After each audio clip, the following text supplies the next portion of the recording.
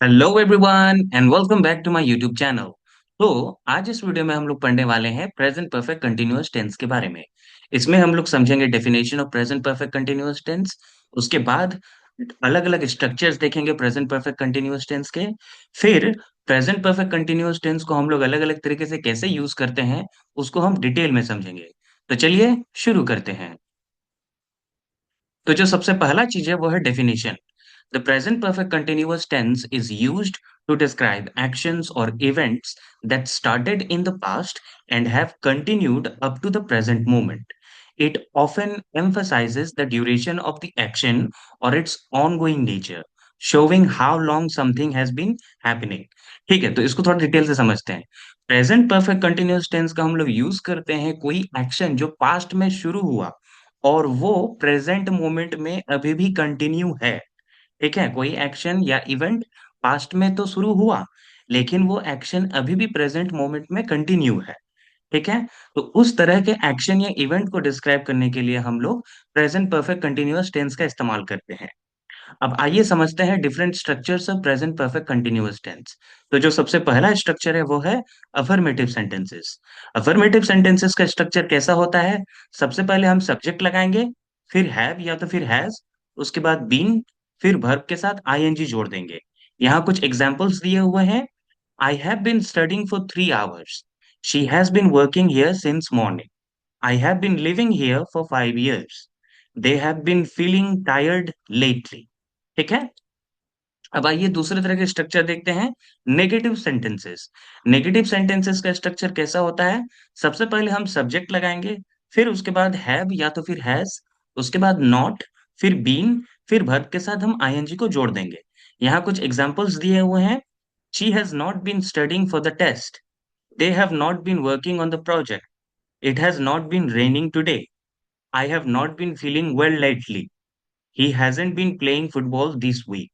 ठीक है, अब आगे समझते हैं इंटेरोगेटिव सेंटेंसेस के स्ट्रक्चर को।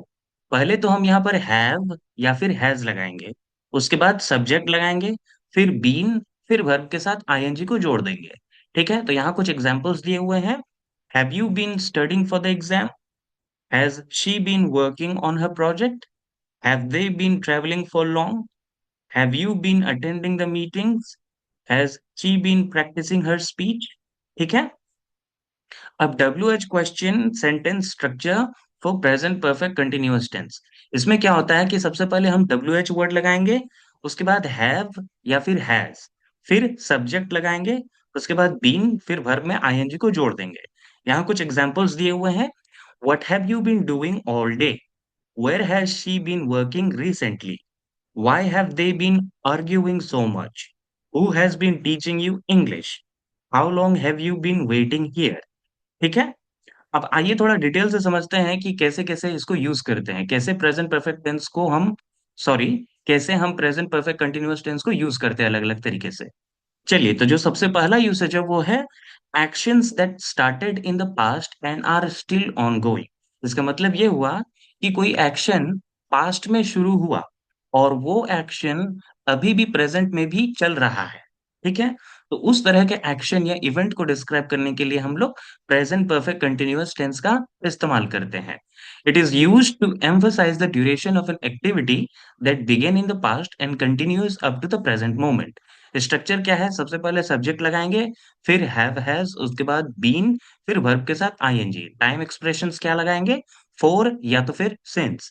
एक बात मैं बता दूं, फॉर हम लगाते हैं ड्यूरेशन ऑफ टाइम के लिए। ठीक है, फॉर हम लगाते हैं ड्यूरेशन ऑफ टाइम के लिए, और सिंस लगाते हैं हम for the beginning of time.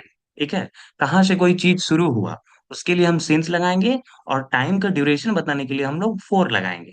तो यहाँ कुछ एग्जांपल्स दिए हुए हैं। I have been reading this book for 2 hours. She has been working here since 2015. We have been waiting for you all morning. ठीक है, अब अगला जो यूसेज है वो है recently completed actions with present evidence. It is used when the action has just finished and its efforts or evidence are visible in the present. ठीक है, तो यानी कि कोई एक्शन जो रिसेंटली कंप्लीट हुआ और उसका एविडेंस अभी प्रेजेंट में देखने को मिल रहा है। ठीक है, इसका स्ट्रक्चर क्या है? सब्जेक्ट, उसके बाद हैव या फिर हैज, फिर बीन, फिर वर्ब में हम आईएनजी जोड़ देंगे। टाइम एक्सप्रेशंस क्या क्या लगाएंगे? लेटली या फिर रिसेंटली। यहाँ एग्जांपल्स दिए हुए हैं। He has been running, that's why he is out of breath. It has been raining and the roads are wet. I have been cooking and the kitchen smells amazing. ठीक है। अब अगला usage देखते हैं, repeated और habitual actions. Repeated और habitual actions used for actions that have been repeated और done habitually over a period of time leading up to now. ठीक है। तो प्रेजेंट परफेक्ट कंटिन्यूअस टेंस को हम लोग यूज करते हैं कोई एक्शन जो रिपीटेड है या फिर हैबिचुअल है, उस चीज को डिस्क्राइब करने के लिए हम लोग प्रेजेंट परफेक्ट कंटिन्यूअस टेंस का इस्तेमाल करते हैं। यहाँ पर एग्जाम्पल दिया हुआ है, she has been calling him every day this week. ठीक है। अगला जो यूसेज है वो है emphasising the duration of temporary actions. ठीक है। This usage highlights actions or situations that are not permanent but have been ongoing for some time.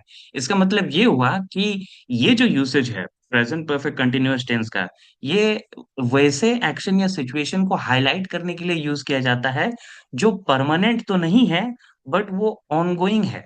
ठीक है, वो चल रहा है कुछ समय के लिए। ठीक है। तो यहाँ एग्जाम्पल्स दिए हुए हैं, we have been staying at a hotel while our house is being renovated। ठीक है। अब अगला जो यूसेज है वो है asking about ongoing actions, interrogative form में। ठीक है। It is used to inquire about actions that have been happening over a period of time. मतलब अगर हमको कोई एक्शन के बारे में इंक्वायरी करना है और वो action over a period of time हो रहा है, तब हम प्रेजेंट परफेक्ट कंटिन्यूअस टेंस में उसको पूछेंगे। जैसे what have you been doing lately, what have you been doing lately. अगला जो यूसेज है वो है negative forms to express non continuity. Negative forms to express non continuity, it is used to highlight that something has not been happening over a period of time. मतलब क्या है कि इस फॉर्म को हम लोग यूज करते हैं, प्रेजेंट परफेक्ट कंटिन्यूअस टेंस को हम लोग यूज करते हैं कोई एक्शन या इवेंट को हाईलाइट करने के लिए जो कंटिन्यू नहीं हो रहा है for a period of time. ठीक है। तो जैसे यहाँ पर है एग्जाम्पल में, I haven't been feeling well lately. I haven't been feeling well lately. ठीक है। तो आज के लिए बस इतना ही। Thank you so much for watching this video. अगर आपको ये वीडियो अच्छा लगा हो तो प्लीज मेरे चैनल को सब्सक्राइब कर दें और इस वीडियो को लाइक करना ना भूलें। अगर आपका कोई क्वेश्चंस या डाउट्स हैं तो कमेंट सेक्शन में जरूर लिखें, मैं फ्री टाइम में जरूर आंसर दूंगा। Thank you.